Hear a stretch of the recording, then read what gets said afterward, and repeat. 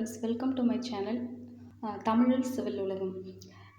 இன்றைக்கி நம்ம என்ன பார்க்க போகிறோன்னா இரிகேஷன் இன்ஜினியரிங்கில் பார்ட் 1 to 10 கொஷின்ஸ் வந்து பார்க்க போகிறோம். ஓகேங்களா? Gupta and Gupta objective questions. First question, which of the following methods of applying water may be used on rolling land? Rolling லேண்டில் எந்த மாதிரியான இரிகேஷன் மெத்தட் வந்து நீங்கள் யூஸ் பண்ணுவீங்க அப்படின்னு வந்து சொல்லியிருக்காங்க. ஸோ ஃபர்ஸ்ட் ஆப்ஷன் என்ன கொடுத்துருக்காங்கன்னா பார்டர் ஃப்ளட்டிங் கொடுத்துருக்காங்க. பார்டர் ஃப்ளட்டிங் அப்படின்னா என்னென்னா, நமக்கு கொடுத்துருக்க ஒரு நிலத்தில் வந்து நம்ம பயிர் செய்ய போகிறோம், ஏதோ வந்து ஒரு க்ராப்பை வந்து நம்ம விளைவிக்க போகிறோம் அப்படின்னா அந்த இருக்கிற ஏரியாவை ஃபுல்லாக என்னென்னா ஸ்ட்ரிப்பாக ஹோலாக, இப்போ 1 ஹெக்டர் நிலம் இருக்குதுன்னு வச்சுக்கோங்களேன், 1 ஏக்கர் நிலம் இருக்குன்னா அதை வந்து ஸ்ட்ரிப்பாக பிரித்து அதுக்கு நம்ம வந்து தண்ணி பாய்ச்சணுன்னா அதை தான் நம்ம என்ன சொல்கிறோன்னா பார்டர் ஃப்ளட்டிங் அப்படின்னு சொல்கிறோம். செக் ஃப்ளட்டிங்னா என்ன அர்த்தம்னா, கொடுத்துருக்க அந்த 1 ஏக்கர் நிலத்தை வந்து நம்ம செக் பாக்ஸாக, அதாவது குட்டி குட்டி பாக்ஸாக வந்து பிரித்து அதில் மட்டும் தனித்தனியாக ஒவ்வொரு பாக்ஸ்க்கும் ஒவ்வொரு தனித்தனியாக நம்ம தண்ணி வந்து பாய வைக்கிறோம். ஏன் இந்த மாதிரி பண்ணுறோன்னா, அப்போ தான் வந்து தண்ணி நம்ம பாட்டுக்கு பாய்ச்சிக்கிட்டு எல்லா இடத்துக்கும் போகாமல் ஒரு கண்ட்ரோல் இருக்கும், ஃப்ளோ ஆகிற அந்த வாட்டருக்கு வந்து ஒரு கண்ட்ரோல் இருக்கும். ஓகே, இந்த இடத்துல மட்டும் நம்ம அந்த செடிங்களுக்கு தண்ணி ஊற்றினா போதும் அப்படின்னு சொல்லிட்டு. ஸோ இது வந்து செக் ஃப்ளட்டிங். அடுத்து வந்து ஃபரோ ஃப்ளட்டிங் அப்படின்னா என்னென்னா, க்ராப்ஸை வந்து ஒரு ரோவாக வந்து நம்ம விளைவிச்சிட்டு அதுக்கு பக்கத்தில் வந்து பாத்தி மாதிரி கட்டிட்டு, அதாவது வரப்புன்னு சொல்லுவாங்க. ஸோ அதில் வந்து தண்ணியை போக விட்டு அங்கேருந்து வந்து அந்த செடிங்களுக்கு வந்து தண்ணி போகும். ஸோ அந்த மாதிரி பண்ணால் அது வந்து ஃபரோ ஃப்ளட்டிங். ஃப்ரீ ஃப்ளட்டிங்னா என்னென்னா, தண்ணியை வந்து லேண்ட் இருக்கும், அந்த லேண்டுக்கு வந்து மெயின் கேனல்லையோ இல்லை ஃபீல்டு டிச்சிலேருந்து டேரெக்டாக ஒரு லேட்ரல் பைப்னால் என்ன அர்த்தம்னா, பக்கவாட்டில் வந்து தண்ணி பைப் வந்து போட்டுட்டு அதிலிருந்து என்ன பண்ணால் குட்டி குட்டியாக வந்து தண்ணி வந்து நம்ம அனுப்புவோம். ஸோ இதில் என்ன வித்தியாசம்னா, அதை செக் ஃப்ளட்டிங்கும் ஃப்ரீ ஃப்ளட்டிங்கும் ரெண்டுமே ஒன்று தான். தண்ணியை வந்து நம்ம ஒரு பைப்லேருந்து லேட்ரல் பைப் போட்டு தண்ணியை வந்து அனுப்ப போகிறோம் செடிங்களுக்கு. பட் ஆனால் என்ன வித்தியாசம்னா, அங்கே வந்து ஒரு கண்ட்ரோல் இருக்கும், ஃப்ளோ ஆகிற தண்ணிக்கு வந்து ஒரு கண்ட்ரோல் இருக்கும். ஆனால் ஃப்ரீ ஃப்ளட்டிங்கில் வந்து ஒரு கண்ட்ரோலே வந்து இருக்கவே இருக்காது. ஸோ பார்டர் ஃப்ளட்னா என்ன, ஒரு லேண்டை வந்து ஸ்ட்ரிப்பாக நம்ம பிரிச்சுட்டு தண்ணி பாய்ச்சுவோம். செக் ஃப்ளட்டிங்னா செக் பாக்ஸஸ், சின்ன சின்ன பாக்ஸாக ஸ்ப்ளிட் பண்ணி அது மூலயமா தண்ணி வந்து பாய்ச்சுவோம். அதே ஃபரோனா ஒரு ரோவாக க்ராப்பை விளைவிச்சிட்டு பக்கத்தில் வந்து பாத்தியில் வந்து தண்ணியை வந்து சென்ட் பண்ணுறது. ஃப்ரீ ஃப்ளட்டிங் அப்படின்றது தண்ணியை வந்து நம்ம பாட்டுக்கு எந்த வித கண்ட்ரோலுமே இல்லாமல் தண்ணி அப்படியே வந்து மடை திறந்த வெள்ளம் போல் போகுதுன்னு சொல்கிறாங்களா, அந்த மாதிரி தண்ணியை திறந்து விட்டு அது பாட்டுக்கு எங்கிட்டாவது போயிட்டு கிடக்கும். ஸோ அதுதான் ஃப்ரீ ஃப்ளட்டிங். அப்போ வந்து ஃப்ரீ ஃப்ளட்டிங் வந்து எந்த மாதிரியான ஒரு இடத்துக்கு வந்து அப்ளிகபிள்னா, ரோலிங் லேண்ட். அதாவது என்னென்னா, லேண்டு வந்து ஸ்டீப்பான லேண்டாக இருக்கும், அதாவது தண்ணியை ஊற்றின உடனே அது பாட்டுக்கு போகும்ல. ஸோ அந்த மாதிரி லேண்டை தான் நம்ம வந்து ரோலிங் லேண்ட் இல்லைனா ஸ்டீப்பர் லேண்ட் அப்படின்னு சொல்கிறோம். ஸோ அந்த இடத்துக்கு வந்து எந்த மெத்தட் ஆஃப் இரிகேஷன் வந்து நம்ம அப்ளை பண்ணலன்னா ஃப்ரீ ஃப்ளட்டிங். ஸோ ஃபர்ஸ்ட் கொஷினுக்கு ஆப்ஷன் வந்து டி, ஃப்ரீ ஃப்ளட்டிங். ஓகேங்களா? இப்போ நம்ம செகண்ட் கொஷின் போகலாம். செகண்ட் கொஷின் என்ன கொடுத்துருக்காங்கன்னா, if the electrical conductivity of water is in between 250 to 750 micromole per centimeter at 25 degrees Celsius, then it is classified as. Electrical conductivity வந்து 250லேருந்து 750 வரையில் இருந்துச்சுன்னா அந்த தண்ணியை வந்து நீங்கள் என்னன்னு சொல்லுவீங்க அப்படின்னு சொல்கிறாங்க. ஆக்சுவலாக எலக்ட்ரிக்கல் கண்டக்டிவிட்டி அப்படின்னா என்னென்னா, தண்ணி வந்து எந்த அளவுக்கு வந்து எலக்ட்ரிக் ஃப்ளோவை வந்து கண்டக்ட் பண்ணுது அப்படின்னு பார்க்குறது தான் வந்து எலக்ட்ரிக்கல் கண்டக்டிவிட்டி. ஓகேங்க, நான் அதை தெரிஞ்சுக்கிட்டே என்ன பண்ண போகிறேன்னா, இப்போது அந்த தண்ணியில் உப்பு அதிகமாக இருந்துச்சுன்னா அந்த தண்ணி வந்து அதிகமான அந்த எலக்ட்ரிசிட்டியை வந்து கண்டக்ட் பண்ணும். அது மூலயமா நம்ம என்ன தெரிஞ்சுக்கலாம்னா, ஓகே, இந்த தண்ணியில் வந்து எலக்ட்ரிக்கல் கண்டக்டிவிட்டி அதிகமாக இருக்குது, அப்போ அதிகமாக இருந்ததுன்னா அதிக அளவில் உப்பு இருக்குது, அப்போ நம்ம உப்பு தண்ணியை வந்து செடிங்களுக்கு வந்து யூஸ் பண்ண முடியாது. ஸோ அதுக்காக தான் நம்ம எலக்ட்ரிக்கல் கண்டக்டிவிட்டி ஆஃப் வாட்டர் வந்து தெரிஞ்சுக்கணும். ஓகேங்களா? ஸோ அப்போ என்னென்னா, ஃபர்ஸ்ட் ஒன் என்னென்னா டைப் ஆஃப் வாட்டர். இப்போது எந்த ஒரு வாட்டர் வந்து நான் லோ சாலினிட்டி வாட்டர் அப்படின்னு சொல்லுவோன்னா 100 to 250 மைக்ரோமோல்ஸ் சென்டிமீட்டர் இருந்துச்சுன்னா அதை வந்து நான் என்ன சொல்லுவேன்னா லோ சாலினிட்டி. இதே 250 to 750 இருந்ததுன்னா மீடியம், 750லேருந்து 2250 இருந்ததுன்னா அதை ஹை சாலினிட்டி வாட்டர் சொல்லுவோம். கிரேட்டர் தேன் 2250 இருந்துச்சுன்னா வெரி ஹை சாலினிட்டி வாட்டர் சொல்லுவோம். ஸோ அதை எப்படி டினோட் பண்ணுறாங்கன்னா, C1, C2, C3, C4 அப்படின்னு சொல்லிட்டு டினோட் பண்ணுறாங்க. இப்போ ஃபார் எக்ஸாம்பிள் வந்து இப்போ இந்த மாதிரி low, medium, high, very high salinity water நான் ஏன் பிரிக்கிறேன்னா, அப்படி பிரிக்கும்போது தான் இப்போ ஃபார் எக்ஸாம்பிள் லோ சலினிட்டி வாட்டர்னா அது எந்த மாதிரி இரிகேஷனுக்கு வந்து யூஸ் பண்ணுவோம் அப்படின்னா, எல்லா டைப் ஆஃப் சாயிலுக்குமே நம்ம வந்து யூஸ் பண்ணிக்கலாம். ஏன்னா உப்போட அளவு வந்து ரொம்ப கம்மியாக இருக்குது. சப்போஸ் ஒரு சாயில் வந்து ஹையாக இருக்குது, அதாவது ரொம்ப ஹை சலினிட்டி வாட்டராக இருக்குன்னா கண்டிப்பாக அதை வந்து நம்ம எல்லா கிராப்புக்கும் வந்து அந்த தண்ணியை வந்து நம்ம யூஸ் பண்ண முடியாது. அப்போது எந்த ஒரு செடி வந்து எவ்வளோ உப்பு தண்ணி வேணாலும் நீ எனக்கு ஊற்று, நான் பாட்டுக்கு வளர்ந்துருவேன் அப்படின்னு சொல்லுதோ அந்த செடிக்கு தான் நம்ம அந்த தண்ணியை வந்து ஊற்ற முடியும். அப்படி ஒரு செடி இருக்கான்னு நம்மளுக்கு ஒரு கேள்வி வரும். இருக்குது. அந்த செடி பேர் என்னன்னா ஹாலோஃபைட்ஸ் அப்படின்னு சொல்கிறோம். அப்படின்னா என்னென்னா உவர்நில தாவரம். அதாவது உவர்னா என்ன, உப்பு. அப்போது உப்பு தண்ணி எங்கே இருக்கோ அந்த இடத்துல வந்து இந்த செடி வந்து உப்பு தண்ணியாவது எந்த தண்ணியாவது நான் எதாக இருந்தாலும் வளருவேன் அப்படின்னு சொல்லிட்டு வளரும். ஆக்சுவலாக இந்த செடி ஹோல் வேர்ல்டுலேயே இந்த செடிக்குனே வந்து ஒரு கார்டன் வந்து அமைச்சிருக்காங்க. அது எங்கே இருக்குன்னா, அந்த கார்டனுக்கு பேர் வந்து ஜெனடிக் கார்டன். அது எங்கே இருக்குன்னா நம்ம நாகப்பட்டினம் மாவட்டத்தில் வேதாரண்யம் அப்படின்ற பிளேஸில் வந்து நம்ம தமிழ்நாட்டில் தான் அந்த பிளான்ட்டோடைய செடி வந்து இருக்குது. ஸோ இப்போ எலக்ட்ரிக்கல் கண்டக்டிவிட்டி வந்து கொஷனில் என்ன கேட்குறாங்க, 250 to 750 கேட்குறாங்க. ஸோ அப்போ என்னென்னா medium salinity water. So option வந்து பி. ஓகேங்களா. அடுத்து third question, sodium absorption ratio. Sodium absorption ratio அப்படின்னா என்னென்னா, அது வந்து ஒரு irrigation water quality parameter used in the management of sodium affected soil. அதாவது முன்னாடி பார்த்த மாதிரியே தான் தண்ணியில் வந்து உப்பு, அதாவது உவர்த்தன்மை எவ்வளோ இருக்குன்னு பார்த்தா அது வந்து எலக்ட்ரிக்கல் கண்டக்டிவிட்டி சொல்கிறோம்ல. அதே போல் தண்ணியில் வந்து எந்த அளவுக்கு வந்து சோடியம், கால்சியம், மெக்னீஷியம் இதெல்லாம் இருக்குன்னு நம்ம பார்க்குறோன்னா அதுதான் வந்து அதுதான் வந்து சோடியம் அப்சார்ப்ஷன் ரேஷியோ. ஓகேங்களா. இப்போ இதுவும் நம்ம எதுக்காக பார்க்குறோன்னா, தண்ணியில் வந்து இந்த அளவுக்கு ரொம்ப சோடியம் அதிகமாக இருந்தாலோ இல்லை மெக்னீஷியம் அதிகமாக இருந்தால் கால்சியம் அதிகமாக இருக்கா அப்படின்றத நம்ம செக் பண்ணுறோம். ஏன்னா இப்போ வந்து நம்மளுக்கே வந்து சும்மா கொஞ்சம் குழம்புல அதிகமாக உப்பு போட்டால் நம்மளால் வாயில் வைக்க முடியல. ஸோ அதை மாதிரி தானே செடிங்களும், அதுங்களுக்கும் ரொம்ப உப்பு கண்டென்ட் அதிகமாக இருக்க தண்ணியை வந்து நம்ம ஊற்ற முடியாது.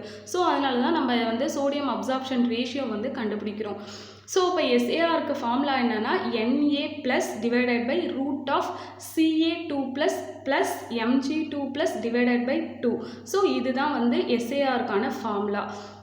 இந்த NaCa Mg இது எல்லாமே எதில் இருக்குன்னா மில்லி ஈக்குவலன்ட் பர் லிட்டரில் தான் வந்து கேல்குலேட் பண்ணுவாங்க. மில்லி ஈக்குவலன்ட் பர் லிட்டர்னால் என்ன அர்த்தம்னா concentration in milligram per litre divided by equivalent weight. Equivalent வெயிட்னா என்னென்னா molecular weight divided by valency. அப்படின்னா ஒன்றும் இல்லை, ரொம்ப கன்ஃபியூஸ் ஆக தேவையில்ல. ஈக்குவலன்ட் வெயிட் ஆஃப் Na அப்படின்னு கேட்குறாங்கன்னா 23, அதாவது அதனோட மாலிகுலர் வெயிட் 23. வேலன்சினா அந்த ப்ளஸ் இருக்குது பாருங்கள், ப்ளஸ் வந்து ஒரு ப்ளஸ் இருந்ததுன்னா ஒரு வேலன்சி, 2 ப்ளஸ் இருந்ததுன்னா 2 வேலன்சி.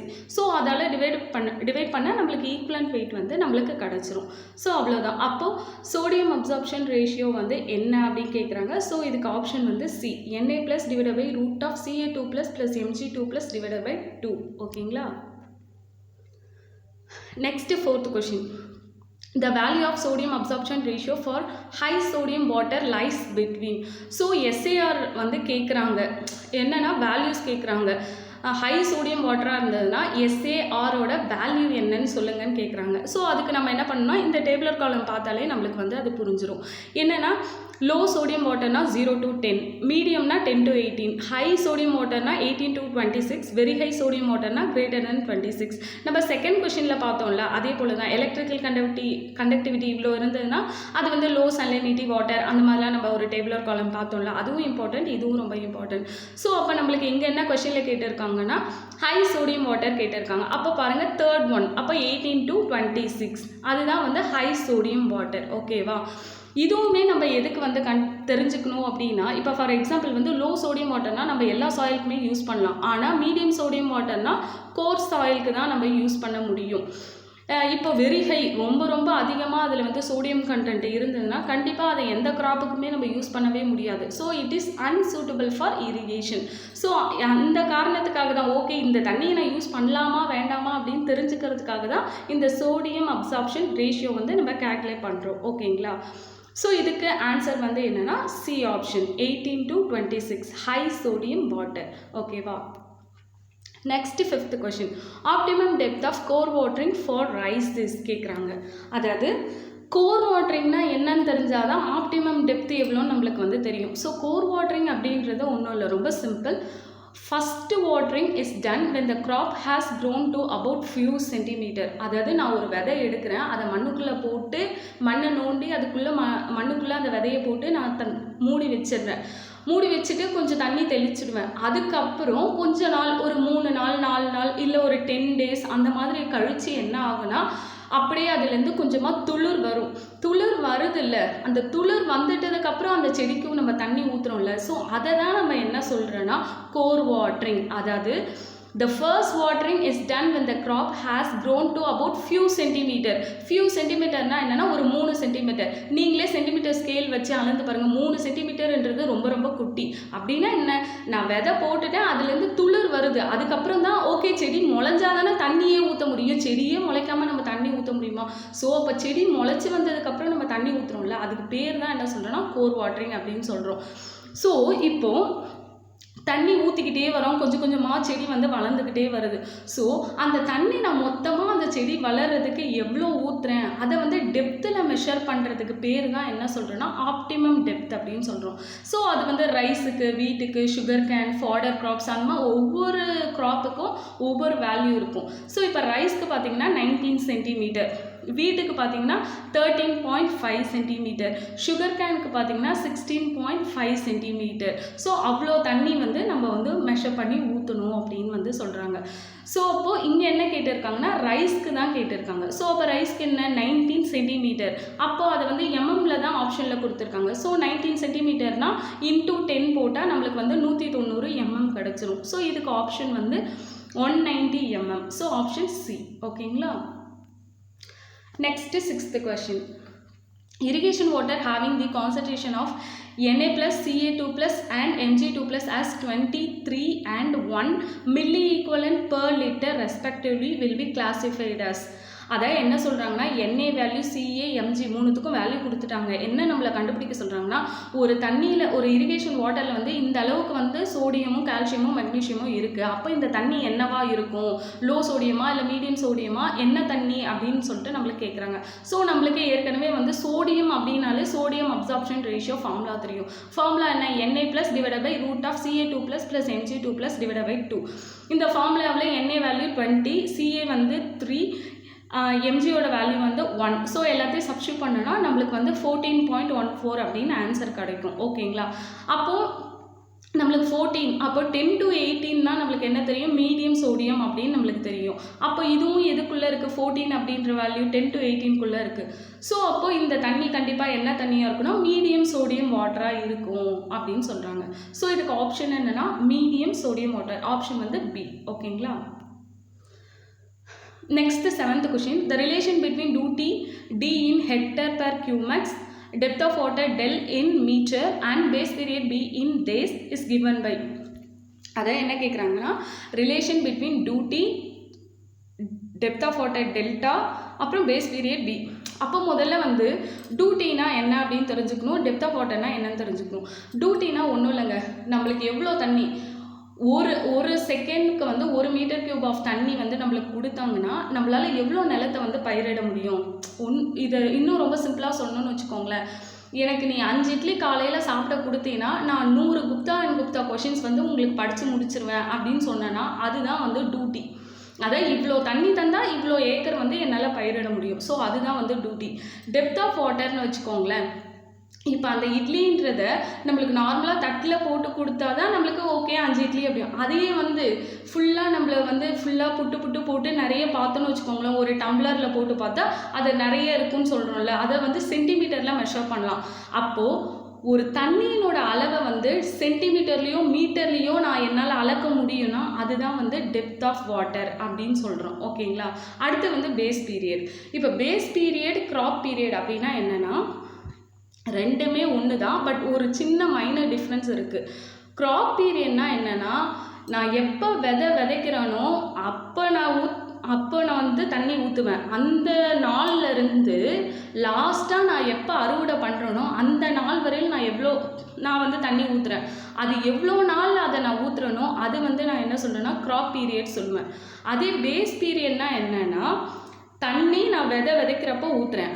அதுக்கப்புறம் வந்து பிஃபோர் ஹார்வெஸ்ட்டுக்கு பண்ணுறதுக்கு முன்னாடியே கொஞ்ச நாள், இப்போ நான் வந்து 10ஆம் தேதி ஹார்வெஸ்ட் பண்ண போகிறேன்னா நான் வந்து 6ஆம் தேதியே ஒரு தடவை தண்ணி ஊற்றியிருப்பேன். அப்போ 6ஆம் தேதி வரையும் நான் கேல்குலேட் பண்ணேன்னா அதுதான் வந்து நான் என்ன சொல்லுவேன்னா பேஸ் பீரியட் அப்படின்னு சொல்லுவேன். ஓகேங்களா? அப்போ க்ராப் பீரியட் அப்படின்றது சோயிங்லேருந்து ஹார்வெஸ்ட் வரையிலும் நான் தண்ணி அந்த பீரியட் எவ்வளோ நாளுக்கு தண்ணி ஊற்றுனேன்னு கேல்குலேட் பண்ணால் அது வந்து க்ராப் பீரியட். கரெக்டாக நான் விதைக்கிறேன், ஆனால் ஹார்வெஸ்ட்டுக்கு முன்னாடியே ஒரு தண்ணி ஊற்றிருப்பாங்க, அது வரையிலும் கேல்குலேட் பண்ணால் அது பேஸ் பீரியட். இதுதான் வந்து க்ராப் பீரியட்க்கும் பேஸ் பீரியட்க்கும் உள்ள வந்து வித்தியாசம். ஓகேங்களா? டெப்த் ஆஃப் வாட்டர்ன்றது ஒன்றும் கிடையாது. இந்த பேஸ் பீரியட் மொத்தத்துக்கும் நான் எவ்வளோ தண்ணி ஊற்றிருப்பேனோ அதை இன் டேர்ம்ஸ் ஆஃப் மீட்டரில் அளவெடுத்து நான் சொன்னேன்னா அதுக்கு பேர் வந்து டெல்டா அப்படின்னு வந்து சொல்கிறேன். ஓகேங்களா? ஸோ இப்போ இந்த டியூட்டி, டெல்டா, இந்த பேஸ் பீரியட் இதுக்கு மூணுத்துக்கும் என்ன ரிலேஷன் வந்து இது வந்து டெரைவ் பண்ணி கொடுத்துருக்காங்க. ஓகேங்களா? ஸோ டெல்டா ஈக்குவல் டு என்னன்னா 8.64 B/del. இந்த ஃபார்முலாவில் போட்டு கேல்குலேட் பண்ணால் டெல்லை வந்து கண்டிப்பாக மீட்டரில் தான் நம்ம வந்து ஆன்சர் கிடைக்கும். சப்போஸ் டெல் ஈக்குவல் டு 864 B/dன்னு போட்டோன்னா டெல்லோட வேல்யூ கண்டிப்பாக எதில் கிடைக்கும்னா சென்டிமீட்டரில் கிடைக்கும்.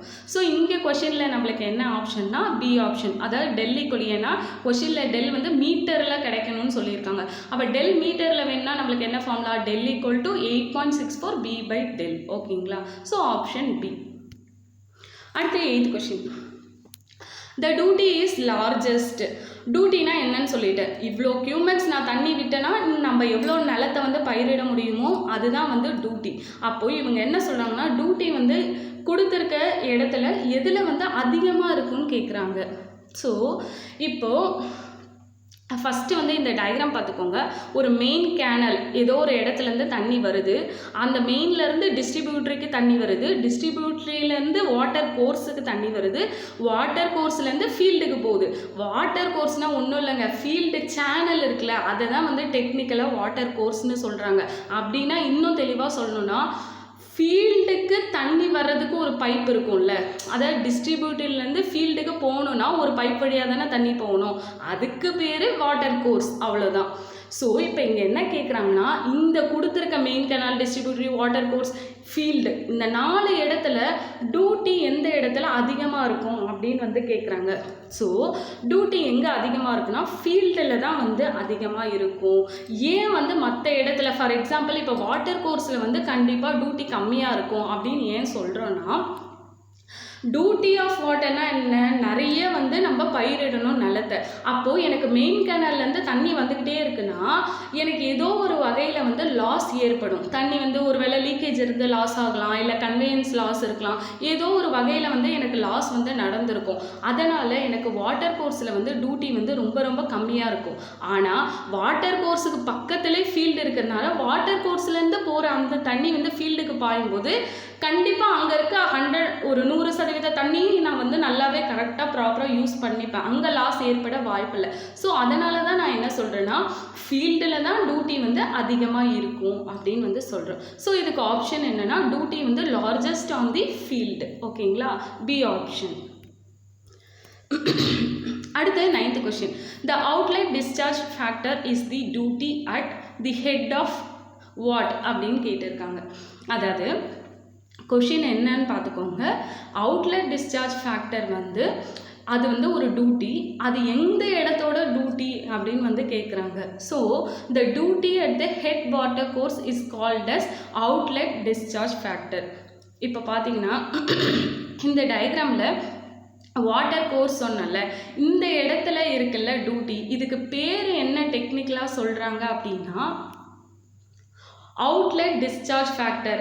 ஏன் அப்படி சொல்கிறாங்க, ஏன் இந்த பேரை இதுக்கு கொடுக்குறாங்கன்னா வாட்டர் கோர்ஸ்லேருந்து தான் யாருக்கு தண்ணி போகுது, ஃபீல்டுக்கு தண்ணி போகுது. அப்போது வாட்டர் கோர்ஸ் அப்படின்றது ஃபீல்டுக்கு என்னவா இருக்கு, தண்ணி வந்து நம்ம தண்ணி போகுதுன்னா என்ன சொல்லுவோம், அவுட்லெட், வெளியில் போகிறாங்கன்னு சொல்கிறோம்ல. ஸோ அப்போ வாட்டர் கோர்ஸ்லேருந்து தண்ணி வெளியில் போகுது, எங்கே போகுது, ஃபீல்டுக்கு போகுது. ஸோ அப்போது அந்த இடத்துல வந்து டிஸ்சார்ஜ் வெளியில் போகுது, தண்ணி வெளில போகிறது என்ன சொல்லுவோம், தண்ணி டிஸ்சார்ஜ் ஆகுது அப்படி சொல்கிறோம்ல. அப்போது அதனால தான் அதுக்கு பேர் என்ன சொல்கிறாங்கன்னா அவுட்லெட் டிஸ்சார்ஜ் ஃபேக்டர் அப்படி சொல்கிறாங்க. So outlet discharge factor equal to என்னன்னா ஏரியா பை அவுட்லெட் ஃபேக்டர். அப்படின்னா ஒன்றும் இல்லை, அவுட்லெட் டிஸ்சார்ஜ் ஃபேக்டர் அப்படின்றது டியூட்டி. அது எந்த இடத்துக்கான டியூட்டினா வாட்டர் கோர்ஸில், அவ்வளோதான். சரிங்களா? ஸோ இதுக்கு ஆன்சர் வந்து என்னென்னா option C, water course. Next 10th question. 10th question என்னென்னா ஒரு ப்ராப்ளம் என்ன கொடுத்துருக்காங்கன்னா the core depth for rise is 190 mm and core period is 14 days. The outlet factor for this will be. So outlet factorனா என்ன முன்னாடி பார்த்துட்டோம். outlet factorனா என்ன, duty. டியூட்டினா எந்த இடத்துல இருக்க டியூட்டி, வாட்டர் கோர்ஸில் இருக்க டியூட்டி. வாட்டர் கோர்ஸ்னால் ஒன்றும் இல்லை, டிஸ்ட்ரிபியூட்டர்லேருந்து ஃபீல்டுக்கு தண்ணி போகுது, ஒரு பைப் வேணும் அதுக்கு, ஓகேவா? அந்த பைப்புக்கு பேர் வாட்டர் கோர்ஸ். அப்படி நீங்கள் ஞாபகம் வச்சுக்கோங்க. இந்த மாதிரி சிம்பிளாக ஞாபகம் வச்சா தான் நம்மளுக்கு வந்து புரியும். ஓகேங்களா? ஸோ இப்போ இங்கே என்னென்னா டெப்த்து கொடுத்துருக்காங்க. டெப்த்துனா என்ன, டெல்டா. ஸோ 190 mm கொடுத்துருக்காங்க. அதை நம்ம மீட்டருக்கு கன்வெர்ட் பண்ணிக்கலாம். ஸோ டிவைட் பை 1000 போட்டால் 0.19 மீட்டர் கிடைக்கும். பேஸ் பீரியட் வந்து B ஈக்குவல் டு 14 days கொடுத்துருக்காங்க. இப்போ அவுட்லெட் ஃபேக்டர்னா முன்னாடி சொன்ன மாதிரி தான் டியூட்டி கேட்குறாங்க. அப்போ டியூட்டினா என்ன, டி. நம்மளுக்கு ஃபார்முலா என்ன, del equal to 8.64 B by D in meter. அப்போ டெல்லோட வேல்யூ 0.19, 8.64 into B ஓட வேல்யூ 14, D ஓட வேல்யூ வந்து கண்டுபிடிக்கிறோம். ஸோ இதை சால்வ் பண்ணிங்கன்னா 637 hectares per Qmax.